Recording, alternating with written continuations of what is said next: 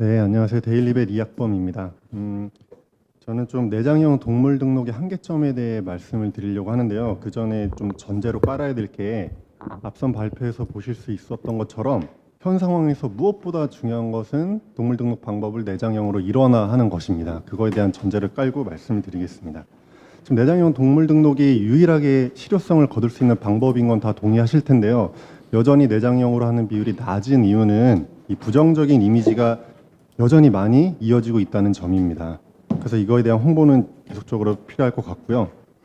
그런데 부작용이 없어졌다고 하긴 하지만 여전히 매우 드물게 부작용이 발생하고 있습니다. 예를 들면 마이크로칩이 심은 자리에서 염증이 발생한다든지 아니면 드물지만 이 위치가 바뀐다든지 이런 문제가 있고요.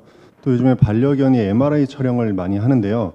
이 마이크로칩 삽입 부위가 목 뒤에 이제 피하 쪽이잖아요. 그러다 보니까 이제 경추 부위가 아픈 반려견들이 MRI 촬영을 할 때 이 반려견의 건강에 영향을 미치는 건 절대 아닌데 이 동물 등록 정보가 날아간다던가 아니면 수의사가 이 촬영 영상을 판독할 때 이 마이크로칩이 같이 있다 보니까 판독이 어려워지는 단점이 있어요. 그래서 드물지만 이 MRI 촬영을 위해서 마이크로칩을 제거하는 경우가 있습니다.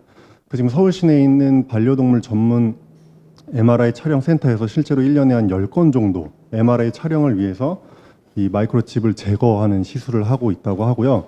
문제는 제거를 한번 하면 다시 동물 등록을 하기 위해서 심어야 되잖아요. 근데 한번 뺐던 칩을 다시 심을 수가 없기 때문에 새로운 칩을 사서 새로운 동물 등록 번호를 받아서 다시 심는다고 하더라고요. 그런데 이제 어떤 일이 있었냐면 한 보호자가 MRI 촬영을 위해서 마이크로칩 제거 시술을 한 거죠. 그런데 6개월 뒤에 재검을 위해서 또다시 MRI 촬영을 해야 되는 거예요. 그럼 이 6개월 사이에 없는 채로 할 수가 없으니까 심었다가 새로운 걸 또 심었다가 6개월 뒤에 다시 제거하고 또 새로운 걸 심는 뭐 이런 일도 있었다고 하거든요. 이런 부분에 대해서는 저희가 좀 고민을 하기는 해야 될 것 같습니다.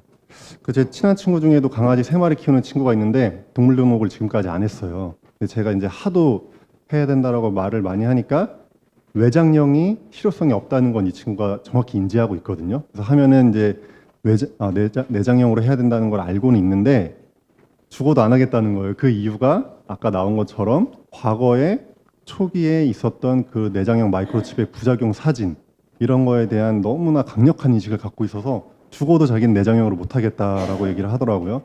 그래서 제가 농담으로 내년 3월이 되면 이제 페파라치 제도가 시행이 되는데 내가 너를 신고하면 너는 과태료를 내야 되고 나는 보상금을 받을 수 있다. 그 전에 웬만하면 해라라고 했더니 그러면 자기는 외장형으로 하겠다는 거예요. 그 정도로 내장형 마이크로칩 시술을 정말 죽어라 싫어하는 분들이 있거든요. 그래서 저희가 매년 내장형 마이크로칩으로 일원화해야 된다라고 주장하고 홍보를 하지만 이런 분들 100% 저희가 다 설득시킬 수 있을 거냐라는 부분에 대해서도 저희가 고민을 해봐야 될 것 같습니다. 그래서 다시 한번 강조하지만 현 상황에서 가장 중요한 것은 내장형 마이크로칩으로 일원화하는 것인데요. 그것과 동시에 마이크로칩 이외에 더 덜 침습적이고 더 완벽하게 개체 식별할 수 있는 방법이 뭐가 없는지 이거에 대한 연구를 병행해야 될 것 같습니다. 이미 정부가 작년 12월에 농식품부가 역사상 최초로 반려동물 산업과 관련된 대책을 발표했거든요. 작년 12월에 반려동물 보호 및 관련 산업 육성 세부 대책을 발표했는데요. 거기에 이미 이러한 내용이 담겨 있습니다. 개체 인식 기술을 새로 개발하겠다. 내장형 마이크로칩 삽입의 부작용 우려를 해소하고 동물 등록제 활성화를 위해서 개체 인식 신기술 개발을 올해 추진하겠다라고 했는데요. 뭐 지금까지 시행된 건 전혀 없습니다. 당시에 정부에서 예를 들었던 3가지 방법이 비문 인식, 사람 지문과 달리 반려견의 이제 코에 있는 문양을 인식하는 거죠. 비문 인식, 그리고 홍채 인식, 또 DNA 검사 이제 3가지 방법이 있는데요. 그 중에서 이미 실용화가 되어 있는 제가 DNA 검사에 대해서만 조금 정보를 찾아왔습니다. 지금 반려견 DNA 검사를 하는 업체가 한 4-5개가 있어요. 이미 실용화가 되어 있고요, 기술은.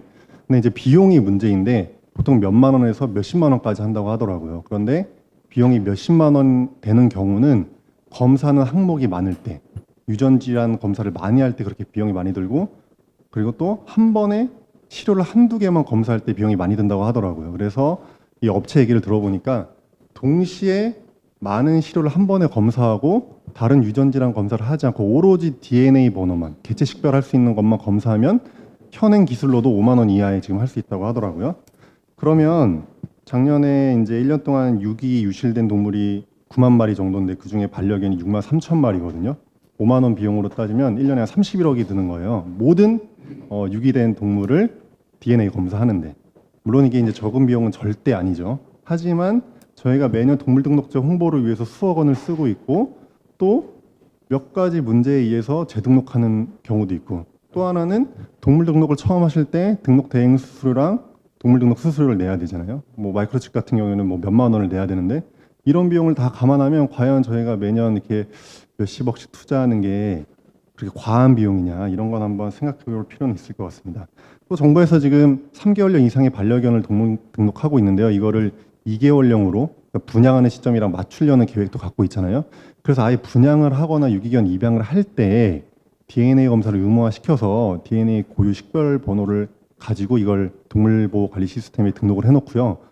가능하면 이때 유전질환 검사까지 같이 해서 건강한 개체임을 확인하고 분양을 할 수 있게 하면은 분양 사기 같은 것도 좀 줄일 수 있을 것 같고 파양도 줄일 수 있을 것 같고 자동으로 동물 등록하는 그런 효과도 얻을 수 있을 것 같습니다. 제가 DNA 검사가 만능이라는 말씀을 드리는 게 아닙니다. 현 시점에서는 이제 내장형 일원화가 반드시 필요하고요.